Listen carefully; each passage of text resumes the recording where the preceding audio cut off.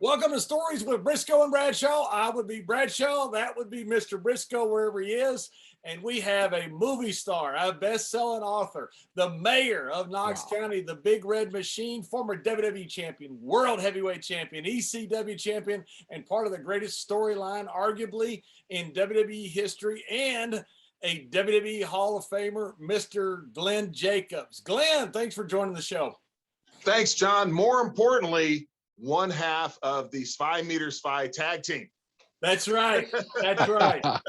Glenn and I together, they brought him over to Bremen, Germany. I was working for Otto Vance over there, and we all went out to watch Glenn work because we had all these duds that had come over from America. And so we're coming out there, we're going, oh, this is going to be awful. This is going to be awful. Then we start watching Glenn's match, and it's really good. And we thought, that was anticlimactic. That was no funny. He's actually very good. And then Otto put us together, and we were the Spy Meter and Spy tag team. In the hardest ring, arguably, in the entire Northern Hemisphere, there in Bremen, Germany. I remember, man, I forget who it was. I'd been using a power bomb as my finish, and I was supposed to go over in this match. They're like, what's your finish? It was like power bomb. They're like, can you just roll me up or something? I'm kind of a big guy. I don't know if that'll work. But yeah, that was the absolute hardest ring I think that I've ever been in my entire life. I don't know how hard the kill ring was. Kill ring was famous in St. Louis for being hard, but this ring had to be just as hard. It had that 2-foot apron outside of it, so you couldn't go over the rope without hitting the apron. In the middle of it was just like concrete. It was an old boxing ring, I think. John, not only was that ring in St. Louis hard, it was big. It was a 22-footer. So when sometimes the heel would call a crisscross just to mess with your head, and you'd hit about one crisscross. About 2 minutes later, you'd come in for the tackle. That was about the only tackle crisscross you would see was one. You wouldn't do no crisscross, and babyface and heel both crisscrossed, and when they throw you into the turnbuckles, we all have our little routine. It's 3 steps in, or 3 or 4 steps in, boom, you're into the turnbuckle. That damn 22-footer up there, somebody grab you, throw you into the turnbuckle. You walk like 20 feet before you get tossed, and then it was like 5 steps in, and always threw that off. Whatever time you come in. He working with some of the big guys. St. Louis had a real big Moose Cholock. I remember the first match I had with him up there. Moose was like 500 pounds.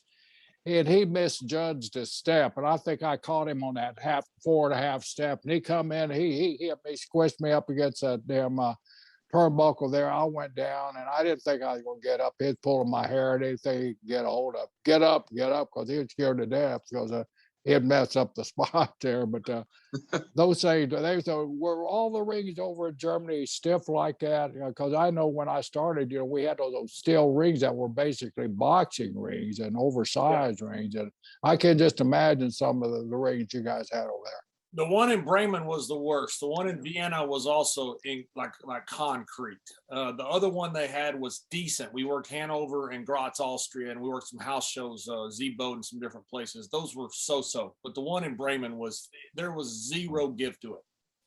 Yeah, and that was the only one that I worked in. I didn't go to any of the other towns. I remember first coming to WWE, and I'd come from Smoky Mountain Wrestling and with Cornette, and it was a small ring. I think, man, it was only like 16 feet. Might have been 18 feet. It was like really small, but it was also, it was the best ring for falling down, getting knocked down, just amazing. Then you get up to WWE, it's a 20-foot ring. And of course, you've got guys like Yokozuna who had broken the ring various times. So they reinforced that thing so much that even a guy like me or John, we're 300 pounds, and you take a bump in the middle of the ring, and oh gosh, it wasn't Smoky Mountain Wrestling. I'll tell you, put it that way. WWE had a bad rap for having the circuit, the easy rings, the soft rings. Those in the mid '90s were like concrete that we had. Yeah, that first step. that first set of rings they had, we stored one across the street at our body shop for years, and the guys would, the trucks over there, and the guys would come to the shop. And Glenn, I remember you coming to the shop one time, and guys would want to go in there and see that ring, and then it'd end up, man, this thing looks hard. I said, you don't really know how hard that damn thing is, man.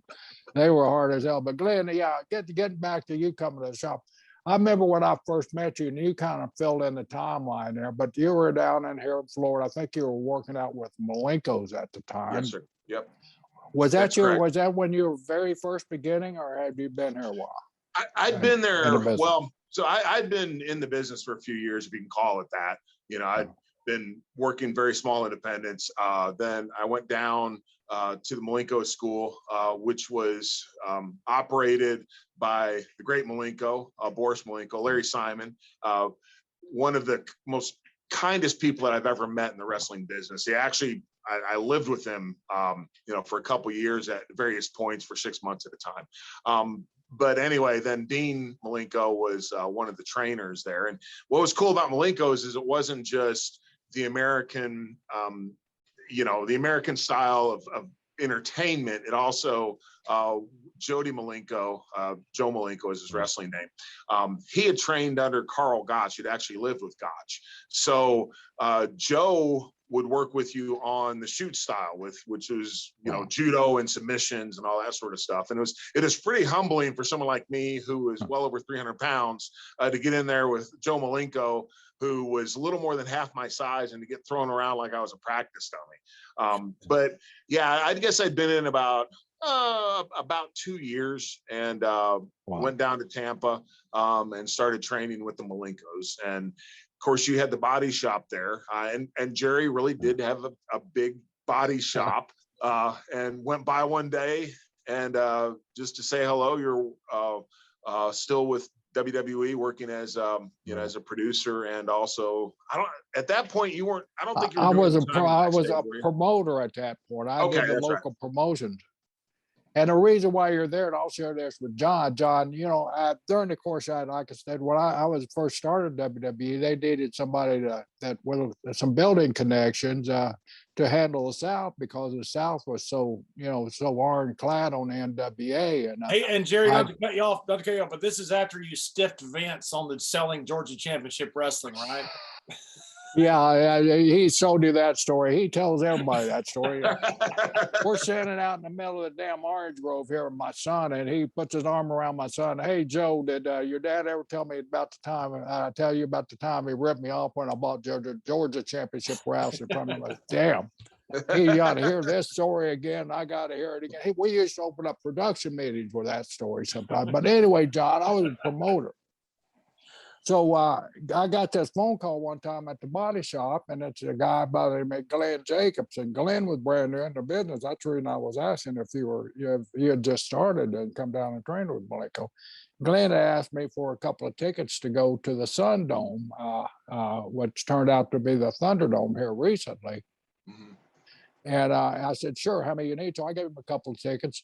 The next day, showing up at the door was this big 7 foot, 300-pound guy. I mean, I didn't know Glenn Jacobs. He come in, and I'm one of the most nicest guys. I've never had somebody come to my business and thank me for giving them tickets like Glenn did. He was bearing everything but a box of cookies, and I was disappointed he didn't have.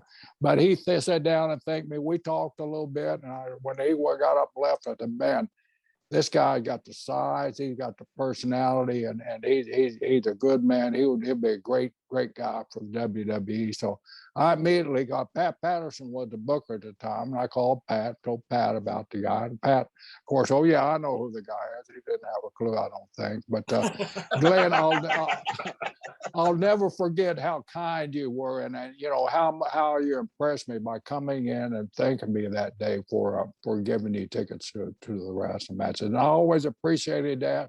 I always remember that in our friendship. That very few guys realize what a thank you can mean sometimes. And to me, when you did that, I mean, I was just thrilled to death.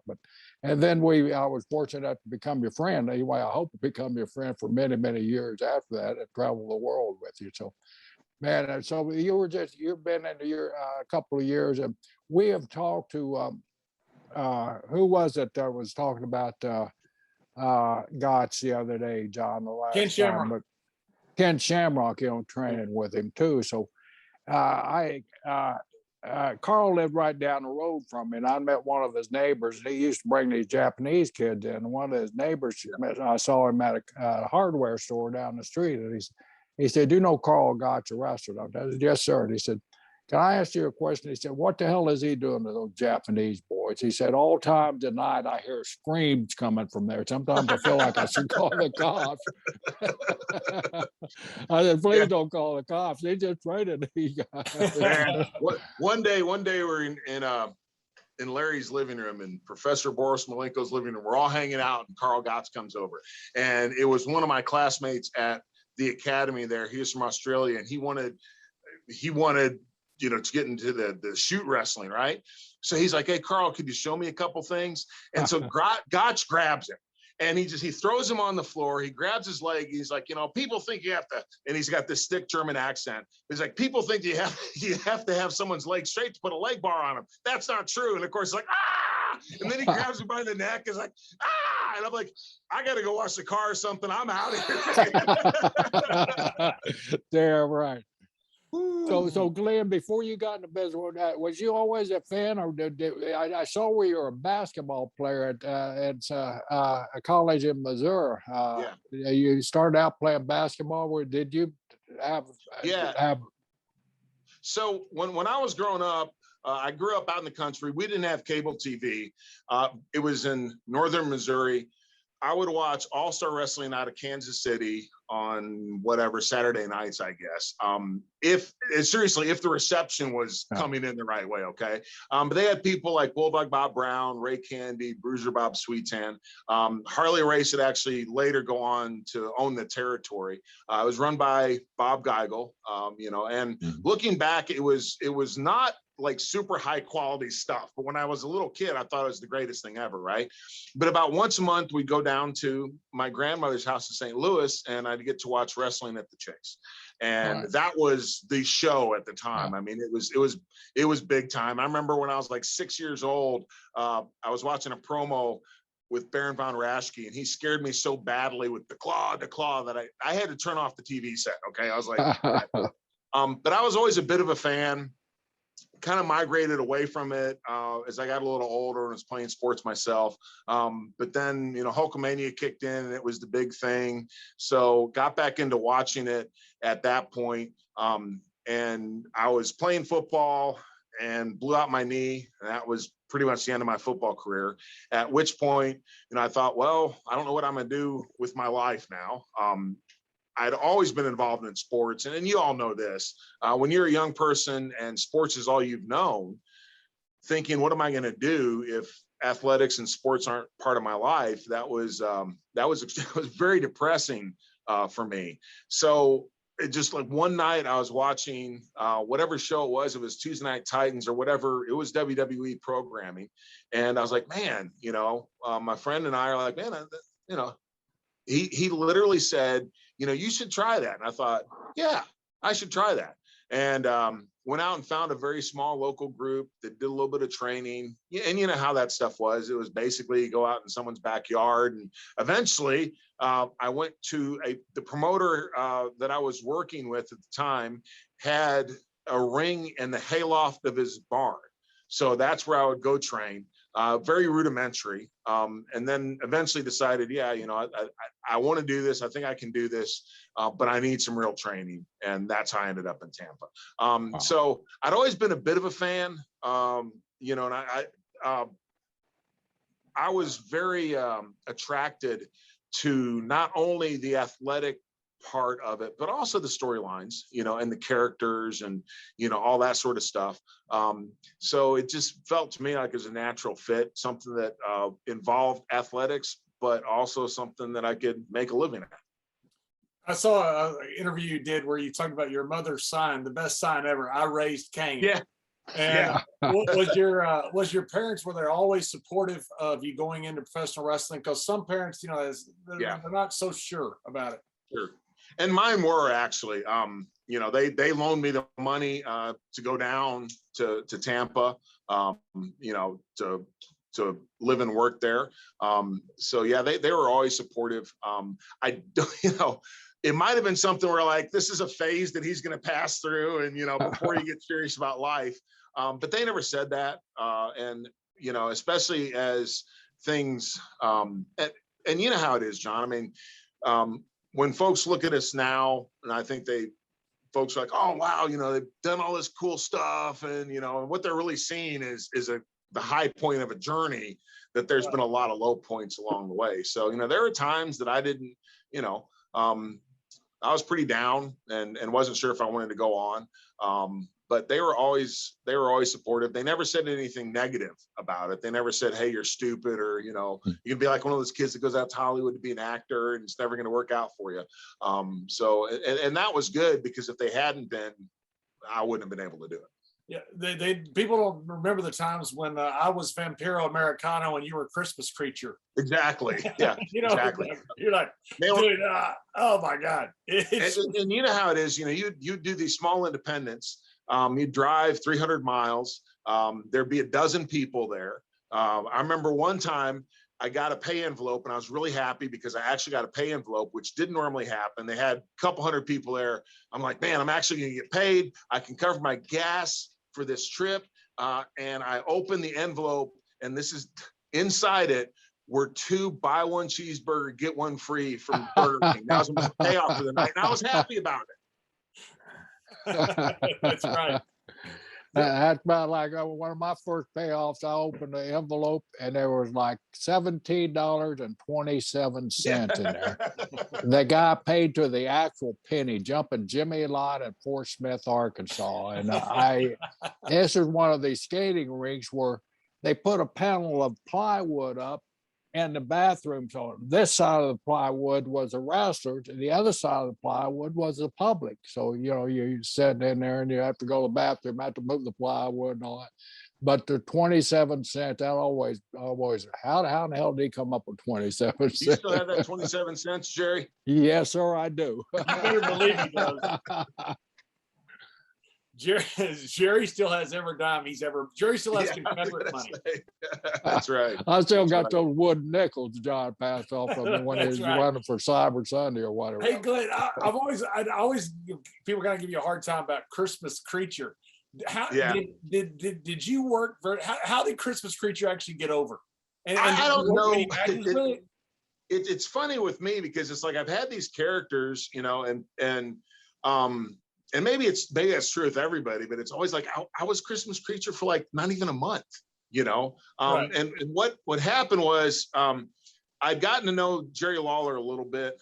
In fact, my very first character in Memphis at USWA, I was part of a tag team. We were like the Russian gold medalists, you know, Olympic gold medalists under mask. We had like, I think we had TV and then one match at the Mid-South Coliseum. But Kevin Lawler, who is one of Jerry's sons, just like Jerry, you know, he's a great artist and also a comic book person. So Kevin calls me and he's like, hey man, I got this idea and Dad likes it. Jerry was always big into like the kind of movie monster characters at Memphis. So they'd have like Leatherface and all this stuff, all this over the top things that would come to Memphis. But it's the Christmas Creature, and sends me a picture of it, and it looked like the Swamp Thing with garland, you know, because it was this green suit with gold garland, and it had lights that actually lit up. So when I see someone like Chris Jericho who's got the light up jacket, I was way ahead of him. Okay, I had Christmas lights lit up, integrated into my outfit. My mom actually made that outfit for me though, so she sewed the whole thing. But man, I might have wrestled, you know, a dozen times as the Christmas Creature. But it's one of those deals, I guess, you know, nowadays with everything being on the internet. I remember one time Seamus was traveling with me and he pulls up YouTube and starts watching Christmas Creature videos, and I almost threw him out of the car because he thought it was hilarious. I didn't think it's quite that funny, but you know, it opened the door for me to do more stuff in Memphis. Do you still hate Lawler over it? Hey, Lawler. Well, Of course, Lawler is also the guy that brought me Isaac Yankem. So, you know, Wow. What did you do to him? I know, right? More importantly, what do you want to do to him? Yeah, there have been times, but no, actually, you know, Jerry's always been really good to me. And it got me a couple breaks. I mean, you know, like with the Christmas Creature deal, that did lead, you know, to other runs with him and doing other stuff in Memphis. But yeah, you know, and I guess I'm waiting. What's kind of cool about Isaac Yankem is I don't think it's any secret that I don't have a great affinity for that character, but they made a special edition action figure, which I do collect some royalties. So I feel a lot better about it now. And I'm waiting for Christmas Creature to come out with that. You know, Yankem that was used though. I mean, Jerry Lawler brought you in to do stuff with Bret Hart. I mean, he had a pretty good spot. The character was, you know. Yeah. No, the opportunity was wonderful. It's just I couldn't sink my teeth into the character, you know. Just so to say, yeah, you should have had a better dentist. That's right. How did you end up in Europe? Well, because all of a sudden we just Otto tells us, he goes, yeah, I'm bringing in this big guy. He looks like Sid Vicious. He's great. You know, that's why we were all out there wanting to watch you wrestle. Otto had promised us all this stuff, and none of it came through. And then when he brought you in, it worked. He's a wrestling promoter, right? He promises you all sorts of stuff. That's right. After my time in Tampa, and my first actual kind of, I guess, success in wrestling, I would go back and forth to Japan and work for Fujiwara Gumi, which was like the old Universal Wrestling over in Japan. We go over for stay for like a week. I trained with Mr. Fujiwara, which was an awesome experience in the dojo, and you know, have a match and we come back. And that paid my bills for a while. And then I got a call from Dutch Malenko, our friend John, our Dutch Mantel. I'm sorry. But Dutch, yeah. And I'd met Dutch a couple of years before at an independent show in Indiana, and we've exchanged numbers. And Dutch had the book in Puerto Rico, and it's like, hey, you want to come down to Puerto Rico? I'm like, yeah, cool. You know, it's an opportunity for me to work full time. Of course, there've been a lot of bad things, you know, a lot of bad aura around Puerto Rico. But I will say this: that Carlos actually. He and I got along fine. You know, he always paid me. Everything was good. They took care of me. So I don't have any complaints about my time in Puerto Rico.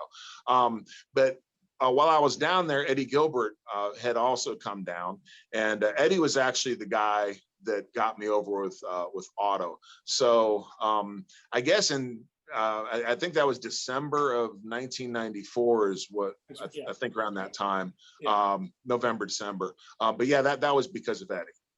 Yeah, we were there about 6 weeks together, and then you and I and Dutch actually ended up riding together a lot. We had the extra wheel was either Barry Horowitz or Al Snow, and so all four of us in a little bitty Lumina car driving all over the country together. You remember the time? You remember the time that Dutch would sit in the back seat, and Dutch would just antagonize Barry Horowitz the whole time. It was the whole time, and I remember. I remember the one time Barry was drinking like water all the time to flush out his system, I guess. And Dutch kept on messing with him, sticking his finger in his ear and stuff. And Barry's like, Dutch, I'm going to throw this water on you. And Dutch's like, no, you won't, Barry. He's like, I'm going to throw this water on you. And Barry goes to throw the water. And Dutch is literally doing the Dutch Mantel. No, Barry, wait. He just throws the water on him. And Dutch looked like a wet cat. I look in the back seat, he's just sitting there with water dripping off his beard. But Dutch is another guy, man. He was extremely instrumental in my early career. You know, he got me to Puerto Rico. Then he was the guy that called Cornette. After Germany, I ended up going to Smoky Mountain Wrestling, and that was because of Dutch. Dutch is so bright. He has so many ideas. He can look at somebody and he can come up with 10 characters. I don't know how he does it immediately at just looking at guys, but he one of the most underrated creative guys, I think, in our business ever. And in Puerto Rico, he understood the psychology. You know, that's a different place down there than say anywhere in the States. It's just a different territory. And every territory has its own thing. And we think of Memphis, you know, and what they did, New York was different, Atlanta, Mid-South, all of them were different. Puerto Rico was different as well. But Dutch understood the psychology there. And when I first went down there, business was good. And I mean, Dutch had it to where we were going around and we were selling out different places, which hadn't happened in years there. We had a riot one night in Trujillo Alto, Puerto Rico. And Dutch will credit me with saving his life. I don't think I saved his life, but I was able to pull him into the locker room as 2,500 somewhat intoxicated Puerto Ricans were right on his heels. And that was a great time for me. I learned a lot, but you're exactly right. I mean, Dutch is just a brilliant guy when it comes to booking and understanding, storylines and angles and characters. I don't know if there's anyone better. You're right. Glenn, and a lot of people just don't realize the amount of heat that you could generate down in Puerto Rico. That was, I'm fortunate enough. I've worked many places all over the world, but I think that was the easiest place to get heat. And even as a babyface, some of those guys, like I worked with Abdullah the Butcher, and Abdullah was so over down there. Yeah, he would start that heat, and there was no security, so to say, because the soldier, the policemen that were paid to guard us were the fans. They were the ones that right up against the ring most of the time, encouraging the others. But the heat down there, and you just don't realize it. But that's what, the guys miss out on a lot of times. Yeah. At building that heat. Yeah. Jerry, did you ever work for Jack Venano in the Dominican Republic? Yes, at one time. I was telling Joe about that, because they just had that earthquake down there and storm down in that area there. And my son was asking me if I'd ever worked down there. I went. It was actually for Carlos, but Carlos had that relationship with him, and he would send you over there for a night. He'd bring you down for 3 or 4 nights, and one of those nights was always either Dominican Republic, and we'd even go down to Tobago, way down southern part of the Caribbean. Yeah. When I was very first starting out, I actually don't know how this happened, but I ended up doing a shot in the Dominican Republic as well. And I went in, I guess I can say it now, statute of limitations is over. No work visa, no nothing. I didn't even know I needed one. But I remember, I saw the picture on the wall of Jack Venano beating Ric Flair and holding the NWA title up above his head. I had no idea, back then what that was until later. That was a riot. That was a riot. About it. Yeah. They had to get Rick out with the Dominican Army. Yeah, I've only done that when I've had a really bad match and they have to get me out. You and I are one of the few that actually went south to work without a permit. We talk about that's true. Well, I got deported. I got kicked out of Mexico. Really? Yeah.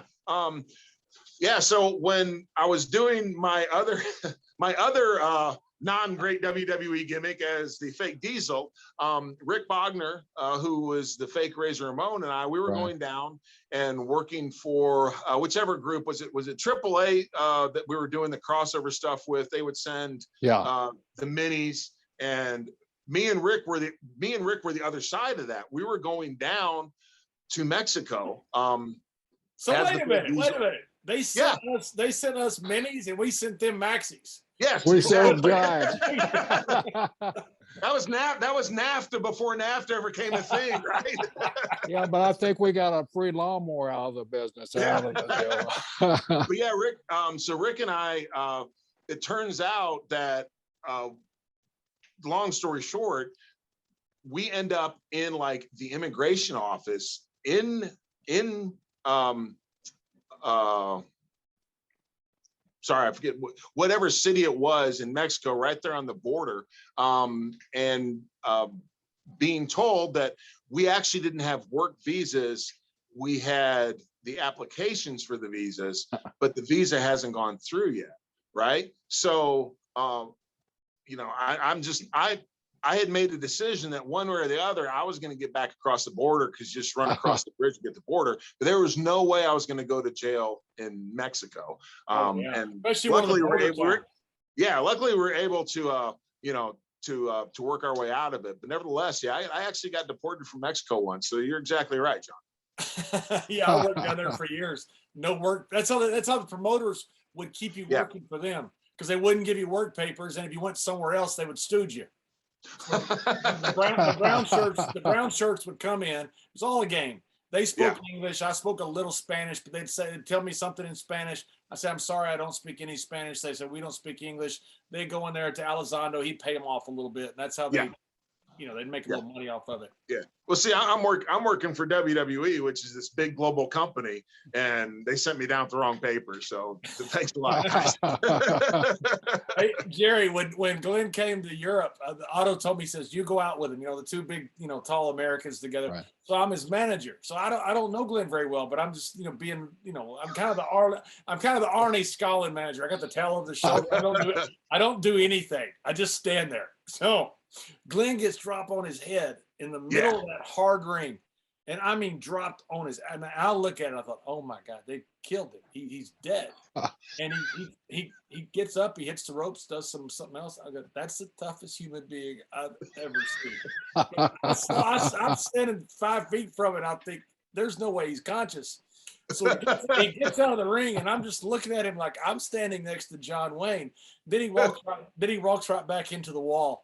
The wrong direction. He didn't know where the locker room was. He didn't know where. Then he goes, I guess I said, well, come with me. And then, of course, we're sitting up in the locker room, and Finley comes up, and he's like, Fitzy, you're like, are you okay? I'm like, yeah, man, I don't remember anything about the match. He's like, good thing, it was terrible. My God, what a crew you guys had, man. You, Finley, and Layfield, that had to be a fun night each night after the matches. It was there. Awesome. Oh, yeah. Tony Sinclair. Yeah, Tony Sinclair. Fed and John has told stories about, you're in one place for like 4 or 5, maybe even 6 weeks at a time. And there's a lot of ways that you can kill time there. That must have been a long duration to be in a parking lot like that for that time. Yeah, it was. You would literally live in, they call them caravans, and they're RVs, but mine might have been 10 feet by 10 feet. I didn't have a bathroom in mine. So I would have to go into the arena when it was open, to shower, even to go to the bathroom. And then mine didn't have heat either. And this is Bremen, Germany in the wintertime. So freezing cold. Yeah, it was quite an experience. Wow. Is that where John first introduced you to apple snops? Apple corn. Apple corn, yes. Yeah. We had nothing to do. And Anka, there was a place called Anka's right across the street that would let us eat and drink for free. Not free, it was like 6 marks or something. Yeah, it was, yeah.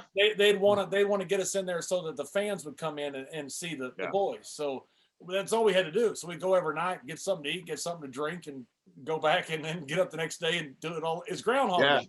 And you worked 6 days a week, I think. That's right. Yeah.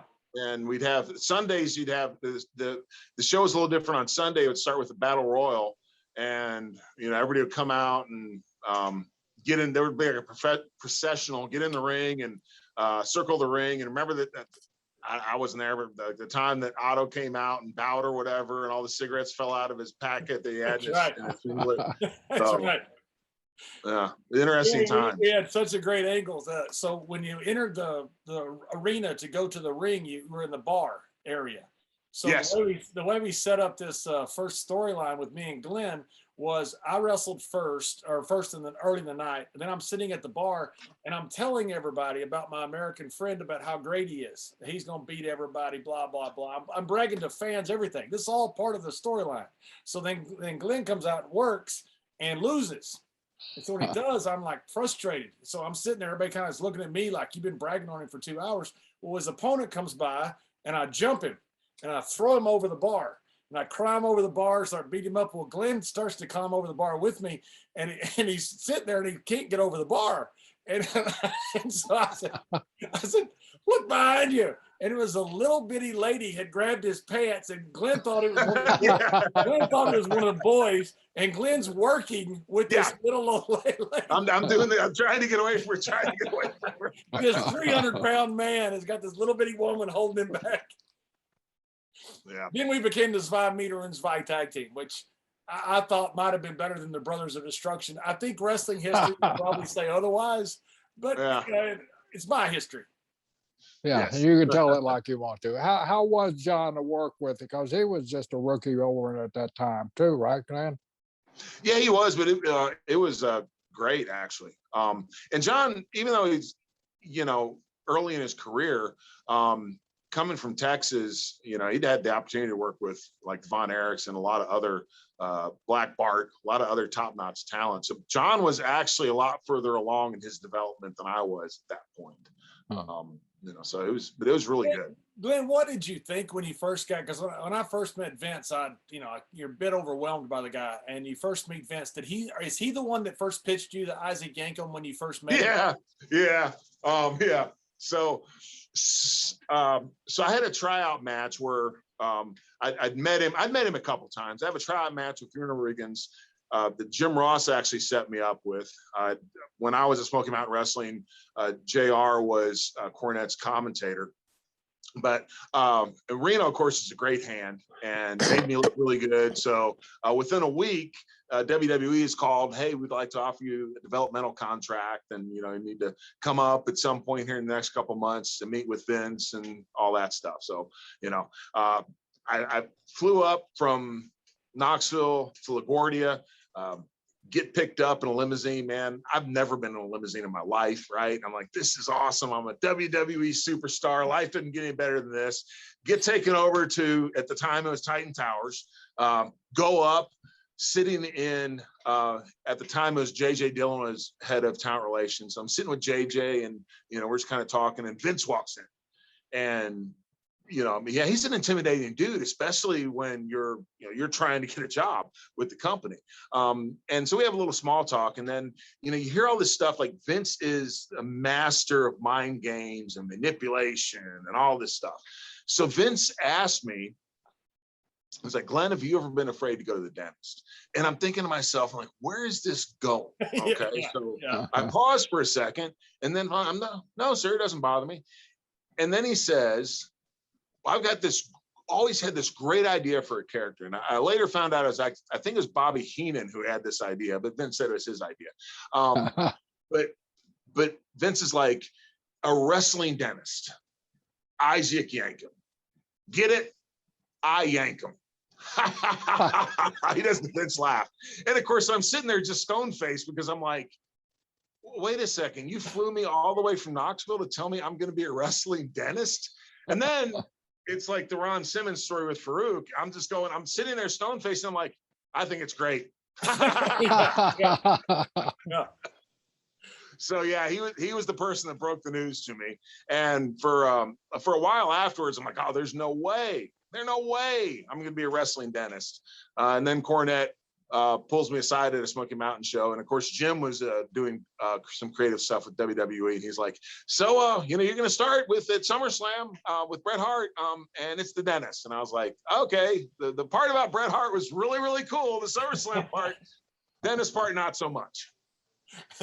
Vince told me in our first meeting after Jerry signed me, or told me to be signed, I fly up there, same thing, meet with JJ Dillon, Lisa Wolf, and Vince. Yeah. And I'm sitting there, and Vince, when I first met him, he goes, got this great idea. And I thought, okay, it's awesome. He goes, a heel ballerina. And he just looks at me, and I thought, I just turned down WCW. What have I done? And then he starts laughing. He goes, got you, didn't I? Yes, you did. He goes, I think you'd be a cowboy. I think you would have been a good Ricky Star. I think I would have too. So what happened then? Of course, then you had the run with the fake Diesel when you came back. You got in incredible shape, which had a big part of what you had to do with Kane because because of the work you put in. I remember JR talking about it one time. Of course, you returned the favor by setting him on fire, but but he's. I had to ride with him that night, guys. So when he got set on fire. When he got set on fire, yeah. Well, his barbecue sauce just come out. He should have thanked me for it. And that wasn't the attitude of the trip. I tell you about barbecue. Yeah. So after the fake diesel deal, I was actually back working. I was always in a contract with WWE from 1995 when I signed that developmental deal. Throughout the Yankem and then the fake diesel and finally Kane. So I was back working with Lawler, and I was under a mask because they didn't want anyone to know that this was the Isaac Yankem and the fake diesel guy. And the Kane thing came about when Vader got arrested in Kuwait. They had the deal where Leon had roughed up the talk show host and had literally gotten arrested in a Kuwaiti jail. And they needed someone to work with Mark. And so the thought was, okay, we'll just hotshot this deal. And we need an angle, we need someone. Well, Glenn can do it. He's a big guy. He matches up physically with Taker. And what's the storyline? And I don't know if it was Bruce or Vince that initially came up with the thought of, he comes back under a mask and, the whole thing with the brother that had been burned in the fire. Well, Vince liked it so much. He's like, why are we going to waste this on just one match when we can turn this into an actual, long-term angle? Thank goodness. So I'm just down in Memphis and all this kind of stuff is happening. And then I get a call. And I think it was Cornette, might have been Bruce. I don't remember exactly who. And they run this thing by me. Hey, you're going to be working with Mark, this character. Initially, the character was called Inferno, and that was kind of my contribution to it, along with Bruce. Bruce had always liked the name Kane, and I thought that Inferno just sounds very comic book character-ish for where we were going with this. So we suggested the name Kane, which not only, Undertaker, when he initially came in, was Kane the Undertaker. And then they dropped the Kane part and just became the Undertaker. But also with the biblical story of Cain and Abel, we thought that fit. But anyway, I got a call and, hey, we're thinking about doing this deal, and bring your stuff up from when I was in Germany. I still had the same. In Germany, I was Spartacus, I guess. I don't know why Otto thought that I looked like Spartacus, so he called me Spartacus. But it'd been the same stuff that I've been wearing ever since Puerto Rico, with the hockey mask. It was black and red, and like a gauntlet and a chest piece. So I went up, and I think it was like Binghamton, New York, or someplace, and dressed in that. After whatever show it was, I think it's one of the syndicated shows, went in and talked to Vince, and he thought it was great, thought it was a great look, and we're going to go with this. And then, of course, a couple months later, I get renderings of an outfit that looked nothing like what I was wearing at the time. But anyway, that's just kind of how it started. Was I, just got a phone call and, hey, call the office. We need to talk to you about something. And then did you know the date that you were going to debut at that point? Did they already say that, hey, this is the pay-per-view that you're going to debut? And no, how big of the match you're debuting in? Yeah, no, I don't think any of that was really thought of that far ahead. They started planting seeds by having Paul Bearer talk about Kane. And I do know, at least Cornette's told me this, and Bruce will probably tell you the same thing, that the Hell in the Cell structure was built for that debut. That's really where it came from. They wanted a steel cage that no one, because Taker with Shawn and no outside interference, they wanted this structure that looked impenetrable, that no one could get in, and that was the idea. But initially, no, I didn't know quite when any of that was going to happen. It's like a lot of stuff WWE does. It's a great concept, and then it got fleshed out and filled in as the storyline proceeded. And thank goodness for Vader. Thank goodness for Vader roughing up that talk show host down in Kuwait. That was quite a night too. Yeah. Unfortunately, unfortunately, Leon had to spend like a week in a Kuwaiti jail, but I became Right. Kane, so that's pretty cool.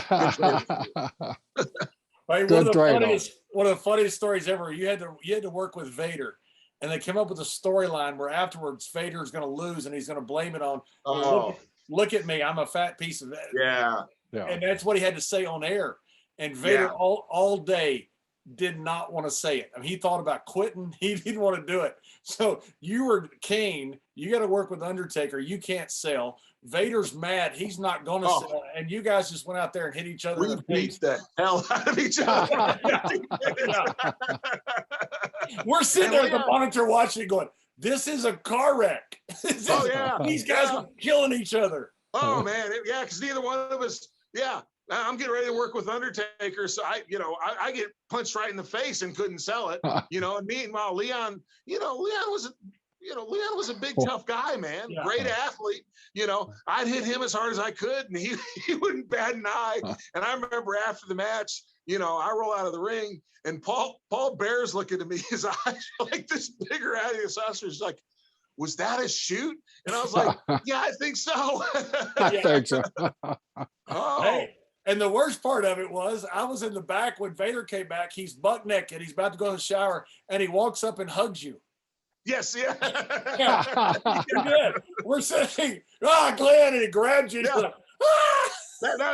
That was great, brother. Yeah, he thought it was awesome. Yeah. Yeah, and then and Paul had to put on the Vader mask and ridicule him by doing the Vader thing and all that stuff, and and then of course, now at the time, I'm just ready to go. I mean, I can take on the world, but I was in the back of my mind thinking, man, Leon's a big, strong guy, they're just messing with him as much as they can, and I got to go out and get in a ring with him. He was a former first round in the NFL draft pick. I mean, he was a big tough guy.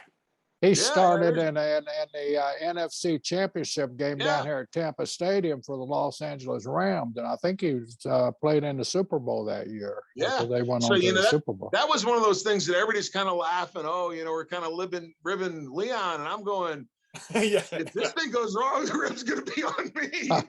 Yeah. It was fun to watch. It was the great thing about Leon. Leon could instantly get those great big crocodile tears. I mean, in a second, he gets upset about something, and then he'd start crying, and you'd feel so bad, and all of a sudden you look. Here's this 400-pound baby crying there. What the hell am I supposed to tell him? Glenn, did you realize that Kane? I'm sorry, go ahead. No, I just remember one time, Leon and I worked quite a bit, and did a couple of pay-per-views together. And again, I mean, I can't say enough about the guy. As far as agility, he's probably the greatest big man ever. He could do moonsaults, he could do it all. But he calls me one time at home, and he's like, "Glenn, have you heard about the finish for this match, the pay-per-view?" I'm like, "No." He's like, "Well, what they want me to do? They want me to get you down and then go up to the top rope like I'm going to do the moonsault, and then they want you to sit up behind me and do the pyro thing, so the pyro goes off my face and knocks me off the top rope." And he goes, "Glenn, if they want to kill me off, they can just stop booking me. They don't actually have to kill me." Those that you don't know, those pyro those that don't know, those pyro cannons that they had in the turnbuckles, they were actually the cannons. The missiles would come out of those things to just spray. I mean, if one of those things hit you, you're toast. You're like JR laying on the floor in Columbus, Ohio, getting burned up by you. I think someone had ribbed Leon and actually taken it personally, and I had to talk him down. I was like, "Leon, I don't think we're going to do that. It's going to be okay, buddy." Well, you remember Taker got they had the wrong pyro on the pole one time, burned all the facial hair off of him, and that tough bastard didn't even blink. I mean, that was pretty impressive. Yeah. He's unfortunately, Mark's had a couple times where the pyro. I've only ever had one time, and it was rehearsal where we had an issue with the pyro. But Mark's actually got it a couple times. He had that one where instead of having the pyro on 3 of the ring posts, and he would walk up where there wasn't pyro and raise his arms, boom, and it would go off. They loaded the 4th ring post too, and he was standing right next to it. Like I said, it burnt all his facial hair off. That was actually, and I remember him walking backstage. That was pretty neat. Just to be sitting there thinking what was about to happen to someone. And then of course in St. Louis, I think it was like at an elimination chamber, and he got burnt there again. And same deal though. He walked down to the ring and he's like pouring water on himself, you know, to literally put the fire out, and then goes out and has a 30-minute match with being burnt on the stage. It's crazy. Yeah, but that's not as great. When the pyro went out and it killed Vader, Vader had to pump his own stomach. That was in Austin, Texas. I was there. That was my fault too. That's my pyro that did that. Actually. You killed it. I was with Vader one time in Florida, and he was riding. We're riding together. You know, he always liked me. He always liked the old football players. You know, so he'd sit there and talk to me. And after a few drinks, he'd get all lovey-dovey. You know, or just all the. He goes, I got to work with Undertaker at Royal Rumble, and he goes, I think I'm gonna have to put him over. And I said, you think? So he said, I've got an idea. He says, do you think if I did a moonsault and Taker caught me and could tombstone me? He said, could he do that? I said, of course he could. I said, listen, just call it on the fly. Just call it. So Leon can't stand it. He's got this big move that he can't tell. So finally he's sitting by Taker. We're somewhere down there in Florida getting ready for a Rumble. And he's sitting by Taker and he tells him the spot. He's going to do a moonsault. Taker's going to catch him and spike him. It would have impaled both of them. It had killed both of them. Leon weighed 375 pounds. Right. So Taker is sitting there just looking straight ahead as Leon's talking to him from the side. Taker pats him on the leg, gets up and walks out of the dressing room. Doesn't say a word. Leon looks at me, he goes, what does that mean? I go, he loved it. Just Taker pulled me aside later. He goes, have you been riding with Leon? Glenn, did you have any idea that Kane would become this huge sex symbol? Because you had Tori, you married Lita, and you had AJ Lee who fell in love with you too. I mean, every diva basically fell in love with Kane. Did you have any idea? Yeah, I never anticipated that. I mean, I guess chicks dig the mask, I guess. I don't know. How'd you miss out on Mae Young? That's my question. I don't know, man. I'm actually surprised that I did. As long as I was there, and you know, well, and you know the thing, I think half the time when Vince is booking stuff, it's literally, hey, how can I rib Taker? Or how can I rib Glenn? You know, so right. Yeah, there'd be stuff I'm like, there's no way that's ever going to happen, and sure enough, it would happen. So, but yeah, I had Tori, married Lita. That didn't end very well. Actually, none of those ended very well. You know, and then broke up the marriage between Edge and Lita. Got to Tombstone a Priest, which was awesome. Yes. So I don't know. But you didn't get to crucify somebody like John did. That's right. We crucified Midian. We sacrificed a few people. Yep. We got Stephanie the one time too, right? Before That's right. That's right. But you set a few people on fire too now. Well, yeah. Can you imagine? You've got to be a mayor of Knox County. People have got to bring that stuff up and just like, you sure you want to? Oh yeah, someone did a parody commercial. It was awesome. It's got Kane like shoving Zack Ryder off the stage in a wheelchair and setting people on fire and doing all this stuff. Tombstone Linda. A Tombstone Linda McMahon. Yeah. Well, but you know. Well, but she was trying to become a U.S. senator too. She kind of deserved that, I guess. But imagine seriously. You know, think about having a job where you get to set people on fire, you get to crucify people, you get to get married and divorced and all this stuff, and you know, then you sit around and laugh about it 10 or 15 years later. It's like, but you never had to dress it. But you never had to dress in drag, Leon. Glenn. I got you there. Leon. Glenn. Yeah. You never had to dress in drag. No, Jerry, but I did have to wear tights for most of my career. And you know, this one time we had a show in Anaheim, and I was flying to Los Angeles the next day. And this was when everything was super hot, when Austin was there, when Rock was there. So, you know, it sold out at the Anaheim Pond, 20,000 people, whatever it was. And I wanted to get back to the hotel so I could get a few hours of sleep before I caught my flight the next day. So I get done with my match, and instead of showering, and this was back, man, like, it was when I had the full mask on. I weighed 320 pounds. And I would wear makeup, like black paint around my eyes, so that my face would blend in with the mask.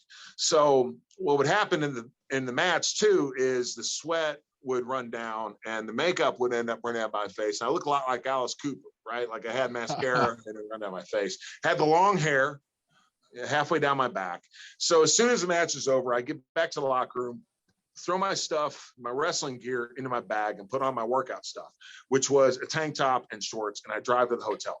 All right. So I get to the hotel at the LAX airport. I walk into the front desk. I'm a 320-pound man with long hair, mascara, wearing, and still sweating, actually, wearing shorts and a tank top.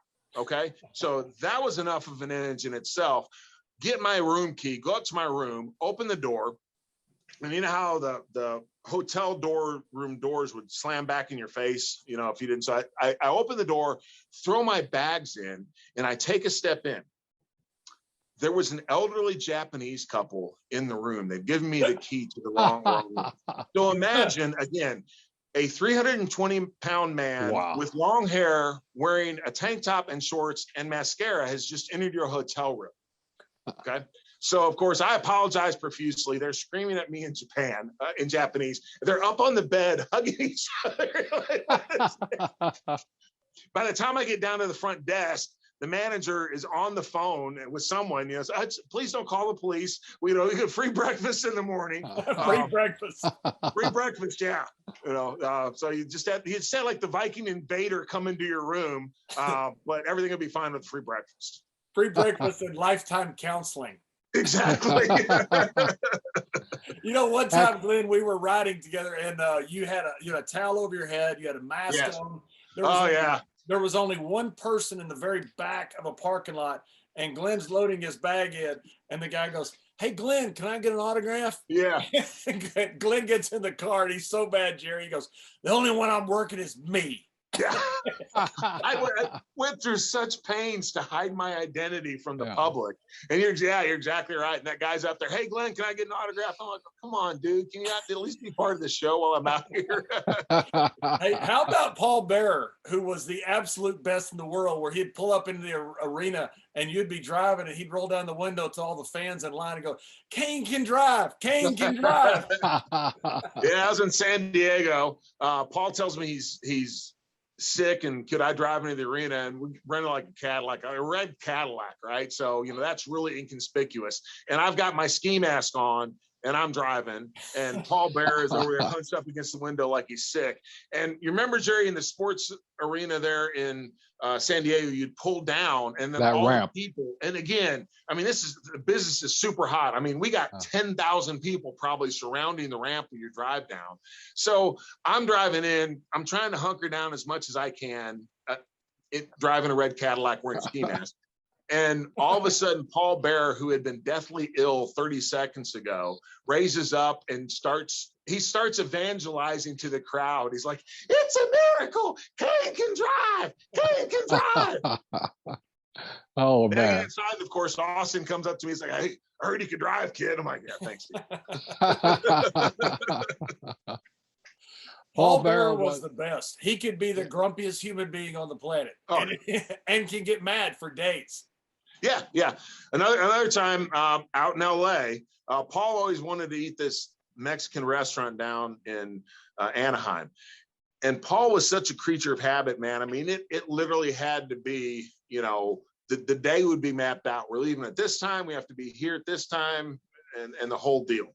So I land in LA, we meet up. I'm like, "Hey, man, I'm going to borrow the car. I'm going to go to the Gold's Gym at Venice Beach like I always do, work out. Then I'll come back, pick you up, and we'll go to the restaurant, right? So I go work out, I leave, traffic's terrible. I get back to the hotel and it's like 10 minutes away from showtime by the time I get back to the hotel. So we didn't get to go to the Mexican restaurant. He didn't talk to me for 3 days. Okay. The only reason that we started talking again was because a few days later we had a show in Salt Lake City, and we went to a nice steakhouse afterwards with the Godwins, and I picked up the tab. Of course, then Paul was my best friend again. Yeah, dude, he didn't talk to me for 3 days because he couldn't get his chicken tortilla soup. I remember the time that me and Miriam Barry Windham were trying to hit you in the car. And Paul Barrett made Glenn pull over, and he said, "I'll walk to the arena." It was like 6 miles. Yeah. John and Barry, we'd be driving down the road. All of a sudden, you look in the rearview mirror, and like a Ford Taurus would be inching up on you and pop you in the back. And yeah, Paul didn't. Yeah, he didn't like that very much. Paul didn't find that funny. So we were always trying to get Paul, and he hated us. And poor Paul also probably held the record for breaking the most chairs in the locker room. He'd sit there and end up collapsing a steel chair, and then of course everybody would laugh at him, and Taker would make fun of him, and poor Paul. but he deserved every bit of the abuse that he took too. Yes, he did, because he could give it back. Did he ever? Did he ever? He was such a fun, good guy. Yeah. Yes. Yeah. There was this trip we made over in Germany with like 30 days, and we worked like 27 times. We're out there, Paul had his habits, like you said, and one of the production guys that brought some of that hard hash block to him. And we're standing at a transfer car. We're going from one airplane to another airplane. We get all sacked up in this little trolley taking us over the next airplane. And we look out the window. Here comes this German policeman with a German Shepherd dog. Of course, everybody in there thinks it's it's a drug dog, a drug sniffing dog. And I guess Paul was the only one. Paul reaches in the pocket, he takes out that block of hash, and he throws it in his mouth, and he swallows the damn thing. And I'm watching, oh my God, this is going to be something. About 15 minutes later, Paul was the funniest human being on the face up there. And then he's mad at himself because he had to eat the whole block of hash. One thing, Glenn, that people don't understand, and I saw some interviews that you did about how wrestlers have to do stuff live and do one thing after another. It's a sequence. So a lot of times the stunts that we did were at the end of a half an hour of a match, and you preceded that with a promo or something, and all that is you got to do that pretty much on the fly, even though you've got an idea of kind of what you want to do. The Inferno match that you did, where you end up having to catch your arm on fire, you do that after half an hour. And then, and plus that match was hot as hell. Yeah. I remember when they had this thing up, I couldn't believe how hot it was to do it. That had to give you a little trepidation to the entire scene. Yeah, the entire scene did. It started actually the night before. We had the pay-per-view was in Greensboro, North Carolina, but I think that we had a house show in Fayetteville. And Paul and I were supposed to, I was going to wrestle Leon Vader at the show in Fayetteville. And then we were supposed, they're going to have a limo pick Paul and I up, take us to the show in Fayetteville. We were on first, do a short match, come back to Greensboro, and we were going to rehearse at least parts of the Inferno match, or at least saw how the whole thing works. WWE had never done that before. So it's always great when you're first one, it's like a gigantic barbecue pit, and knock yourself out, kid, on live TV. As Ellis would say, I think you'll probably be okay. You'll be okay. Yeah. So Paul and I get in the car, and we've been, at that time, we were, of course, traveling all the time. So we'd been someplace else like the night before. So we get in the car, and we both fell asleep, and it was awesome. The limo that picked us up, it reminded me of the Cadillac that Gold Dust drove in the backyard brawl or the backlot brawl, right? It was like this gold Cadillac, all beat up limo. The windows didn't roll down, so we stopped to get something to eat. Of course, we have to open the door to make the order at the drive-through. So anyway, we start taking off. Now, this is before GPS, and this was before the ubiquitousness of cell phones. Paul and I both fall asleep. So we wake up and we're pulling into, they thought the arena in Fayetteville, North Carolina. It turns out it's a National Guard armory. And but we had gone 2 hours the wrong way. So Paul calls the office and is like, we're out here wherever it was. It's 4 hours to the show in Fayetteville. And it's already like 6 o'clock, right? So, well, can we just go back to Greensboro? No, we really need Kane there because some of the other advertised talent is not going to be able to make the show. So if y'all just go to Fayetteville, we'll get you out there real quick. He can change in the car, run out. You and Leon can start fighting in the locker room, go out to the ring, roll through the ring, fight back. Glenn gets back in the car. So we take off again. We drive to Fayetteville. By the time we get to Fayetteville, it's like 10:30. They're literally holding the crowd. I change in the car, run in the locker room. Me and Leon fight. Of course, he punches me hard right in the face first thing. We get out to the ring, literally get into the ring, roll, bing, bing, bing, roll around the ring for a second, come back. Leon goes to the locker room. Thanks, man. See you tomorrow. I get in the car. We go back to Greensboro, get to the Coliseum in Greensboro, and they tell us, no one's showing up because they decided to cancel. By this time, it's 2 o'clock in the morning or whatever it was. They decided to cancel rehearsal, so you come back tomorrow. So I'm like, well, that's great. We're going to rehearse this thing, and now we're not going to rehearse the thing. We'll just fire this deal up live. Okay, sounds like a wonderful plan. So get to the arena the next day. You're getting set on fire. Yeah, I'm getting set on fire. Yeah. Well, we don't need to rehearse it. John. So they brought some stunt people in from Hollywood to do the burn. And I had like this faux sleeve. I was wearing 2 sleeves at the time. No, I'm sorry. That was when I had the 1 sleeve outfit.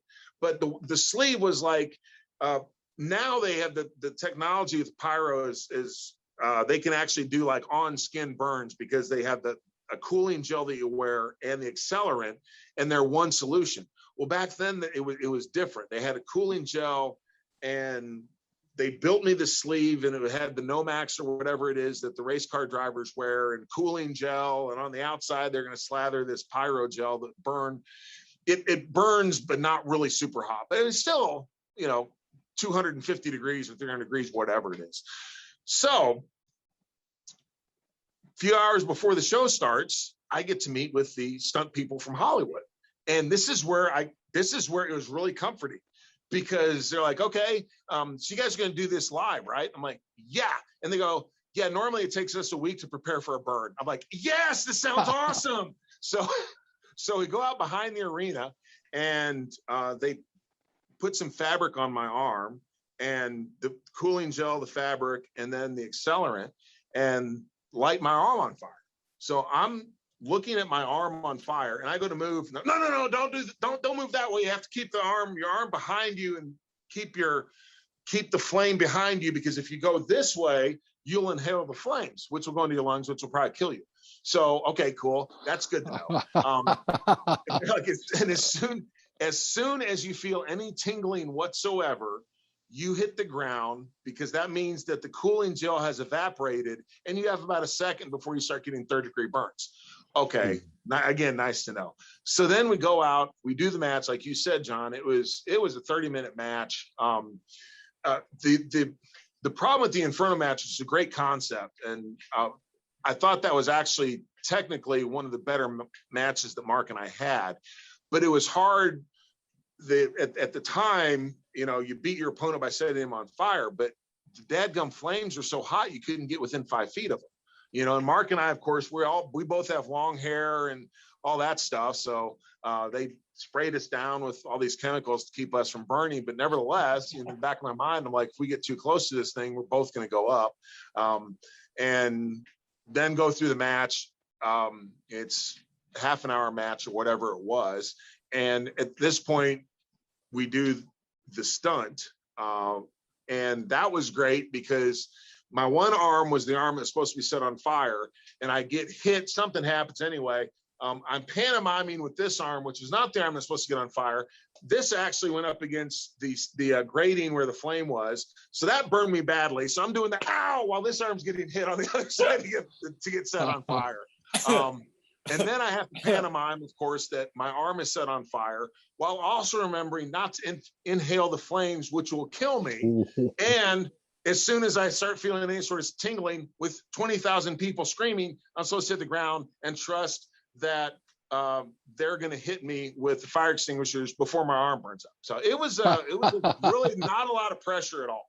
So your one arm is on fire, but you're having to sell the other arm that is the working arm. I can't sell this arm, but this is the arm that actually hurts, but this is the arm that's on fire. Yes. And I don't know what could go wrong. You got 20,000 people who aren't in on it that are all around you in the crowd. Yeah, exactly. And they're all screaming and yelling. And my only thought is that a tingle, or can I hold on for another second? My arm is burning. Yeah. Your mind's racing. What is that feel I feel there? It had to be hot in the ring. I mean, I remember when you guys were setting up, I was there that day. It was hot just to be around it. But being in the ring, you guys had to be scorching in there. Yeah, it was. And of course, every time you take a bump or have a big move, they'd shoot the flames up. So yeah, it was hot. And seriously, you couldn't get within about 3 feet of the flames before it became very uncomfortably hot. Glenn, I don't know if you remember this, but I was the flame man. I had to sit at ringside there, and I was on headset with Vince. So of course Vince, he gets in those playful moods, and you got to go along with him. So you got he gets in a playful mood, and I'm standing in a barbecue pit. Yeah, you guys will get barbecued, and so you guys will get closer and hit them.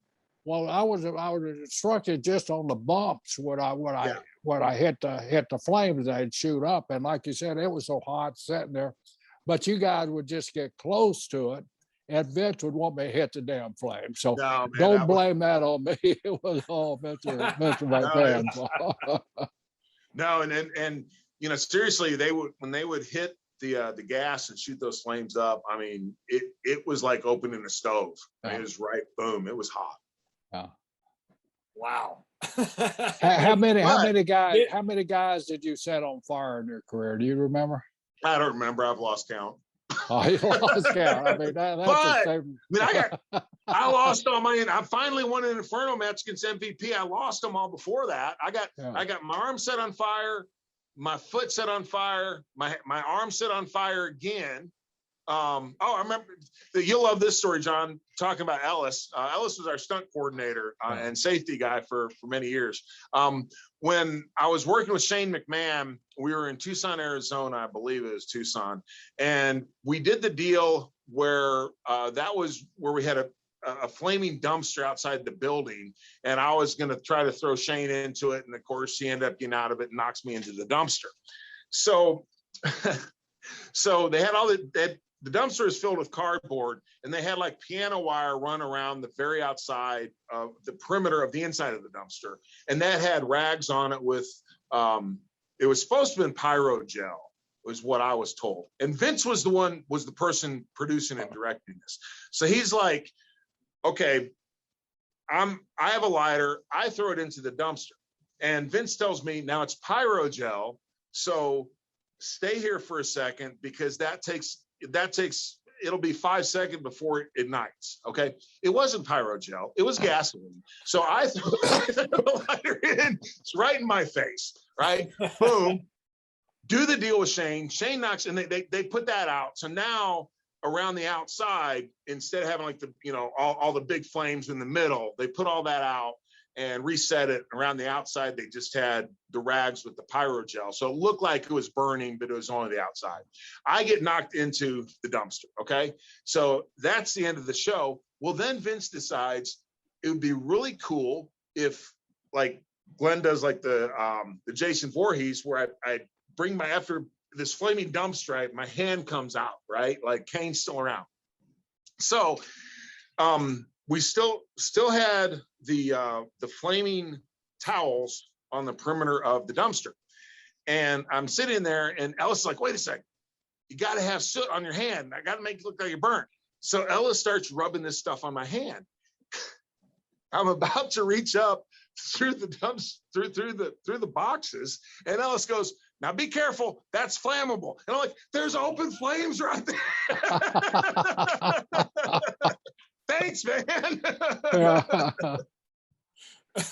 It's It was wild. The amazing thing about that, we do all that stuff in the course of a few hours, where it takes Hollywood weeks to do a stunt like that. You would be out in Hollywood for 2 weeks trying to do one stunt that we, that we got live TV. So, and we got to do it perfect, without getting guys burned up or injured or anything. It's amazing the product that they're able to put out in a couple hours, compared to what Hollywood does. It really is. It is. And I always say the versatility and the talent of WWE performers is just unbelievable for that reason. We have to do all these different things. We have to shift gears, promo, match, promo, stunt, whatever. And a lot of times it's one take and you're done. So you have to hit it that first time. And I don't think there's any other people in the world that can do all that stuff like we do it, or like we used to do it anyway. Yeah, and especially you're doing it after, like you say, a promo, a 30-minute match sometimes. Then you do the big stunt, because the big stunt was always at the end of the match. Yeah. You had to be in the right position. You had to be in the right spot, because there's a lot of times the downside risk to what we were doing was quite large. Yeah. Like 3rd-degree burns. Yeah. You think somebody on fire? Yeah. But you talk about versatility, Glenn. You go from being the evil monster who set everybody on fire, which setting JR on fire was very popular, at least among the boys. But no, I'm kidding. We love ribbing JR. But then you go to the Hell No character with Daniel Bryan. That has to be the biggest divergence of characters from one to the other. You had to love that, doing the comedy stuff. Well, I really did, because for so much of my career, I was a very dark character. And you did the same thing, John. You started out as the cowboy, and then went to the Wall Street tycoon. And it's just fun to be able to show folks the different sides as a performer. The range that you guys have is phenomenal. And I actually, there were times that I got pretty burnt out, because it just got boring. So like, look, I can do the mean, dark, sadistic character. That's not a challenge anymore. And I would always laugh when I'd hear about actors and stuff that would get burnt out. And I was like, oh, this is actually a thing. Just as a performer, you want to challenge yourself and do some different things. I think that if people in 1999, if you'd have told them, hey, Kane's going to be the comic relief on the show, of course they would have laughed at you. But it was really satisfying to me to be able to do that. And of course, large part because Daniel Bryan's a great performer, and we just clicked. It was just one of those things that we just were able to hit it off. And the thing was, I didn't actually change that much. I was the straight guy, and he was kind of the comedy guy playing off of me. But what really made it work was that history of being the dark, demonic character, and just being put in situations that were funny situations, even though the character, changed somewhat, but wasn't like I was, doing slapstick comedy or anything like that. But yeah, it was really, really satisfying to me, and kept me going actually for a while. Because like I said, there came a point where I was like, look, I can do dark, I can do sadistic, I can do all those things. I'd like to do something else that is fun.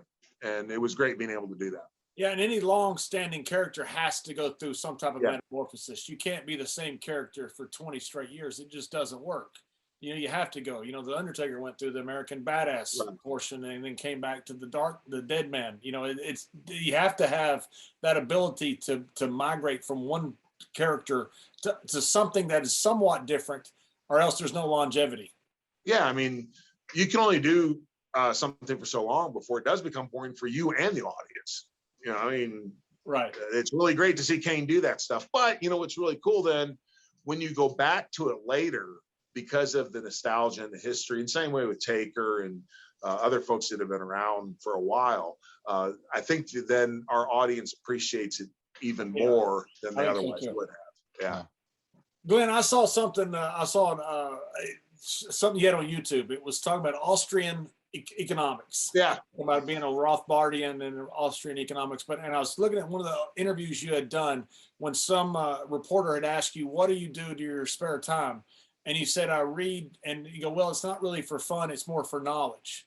And it was really interesting. It was really interesting the way you said it, because you're obviously were preparing yourself for something. Were you preparing yourself during that time where you were reading up on economics? Because that's not a normal progression for a professional wrestler. Believe me, I know about not being a normal progression. Yeah. That you were getting ready to do something like be mayor or run for office, or was it just for your own edification that you wanted to learn more about economics? Yeah, it was just for my own improvement.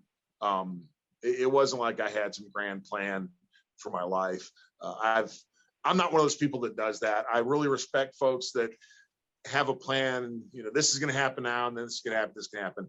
For me, it's been the Mike Tyson school of everybody has a plan until they get punched in the face. That's how my life has been. You know, I wanted to play football and blew out my knee, and that's how I got into wrestling. And just as my wrestling career was coming to an end, you know, wanted to be able to do something else.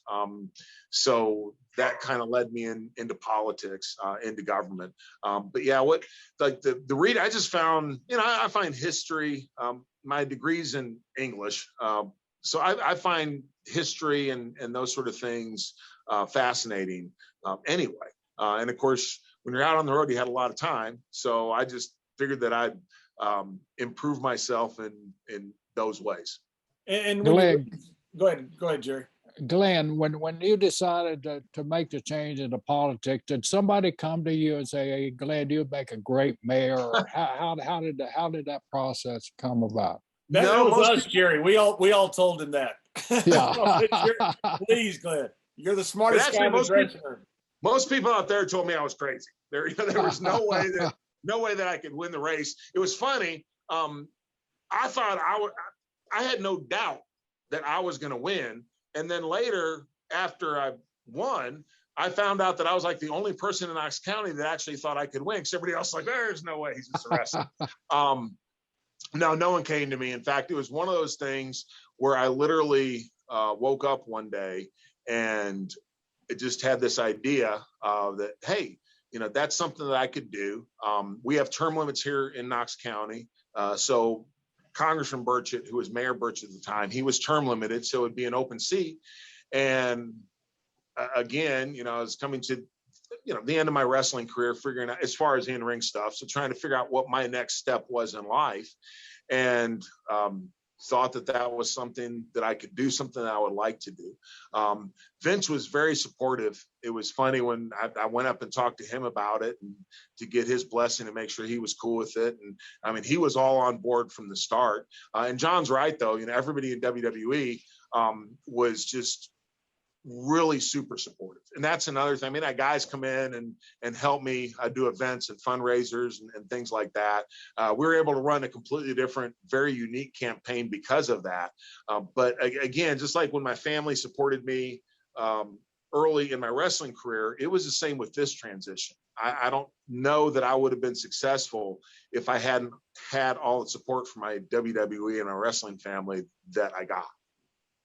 You know, we even, Jerry, to give you an indication about how much we support him, me and Michael Cole both said that we would come into Knox County and endorse Glenn's opponent. Yeah. Because we realized that me and Michael Cole endorsed Glenn's opponent. He's going to win easy. Yeah, John asked us, like, what can we do? I was like, endorse my opponent, please. Right. So me and Cole agreed, we will come to Knox County and we will endorse your opponent. Yes. And that pretty much guarantees victory. But yeah, everybody, seriously, it's just been very humbling. Everybody from WWE, you know, once you're in, I always say it's kind of like the mafia. They never let you out. But my experience in WWE it's just been amazing. I wouldn't trade it for anything because it really is like a family, you know. And I still have folks that I talk to on a regular basis that if I need something, I know they'll be there. And same way, if they need something from me, I hope that they know that I'll be there as well.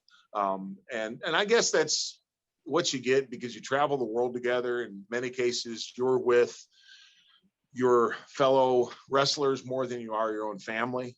Sometimes you're, you know, like in Puerto Rico, you're in pretty dangerous situations where you're relying on the people next to you. Even in the ring, man, Right. you're putting your life in someone else's hands with some of the things that we do.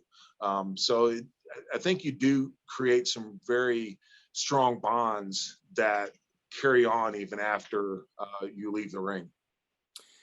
Glenn, you got a term limit. You got an election coming up again, and looks like you'll be reelected. And if there's any doubt, again, me and Cole will come in and whoever your opponents are. So talk about baggage. Well, we got more skeletons than cemeteries. More baggage than LaGuardia. We'll come in and put them on your opponent. But you're still going to be pretty young when your term limit is up. Do you have any idea of what you want to do further from that? I know you're focused on re-election and all that. Do you have anything on a national level that you want to do, or any other aspiration? We lost you, Glenn. Hey, you got him with that question. That national politician, they got him, I think. Yeah, no, that was a sneaky way not to answer the question. Sorry about that. I'm sorry. We're making fun of Jerry before. I had this thing set to do not disturb, and somehow I still get a phone call. Sorry about that. What was your question, John? I'm so sorry. That was a great way to avoid it. Just put it on me. He put the load right on you, Glenn. He put hello? Are there any aspirations after your term limits have expired? I know you got election first, and you want to be reelected. I know that's your focus, but is there any aspirations, because you're still going to be a young guy in 2026 when the term limit expires? I don't know. Right now, seriously, I'm concentrating on the re-election campaign. It's been a challenging couple years. I always tell people that the mayor's job, a lot of fun. I have had the two best jobs that anyone could ever have as WWE superstar and also mayor of my hometown. But the past year has been extremely challenging, as you can imagine, just with everything that's going on with the pandemic, the politicalization of everything. So I'm just really concentrating on doing the best that I can, getting reelected, and hopefully having a successful second term. After that, I really, I don't know what I'm going to do. I like this position. I do feel like I have a positive impact on my community, which is something that's really what it's all about.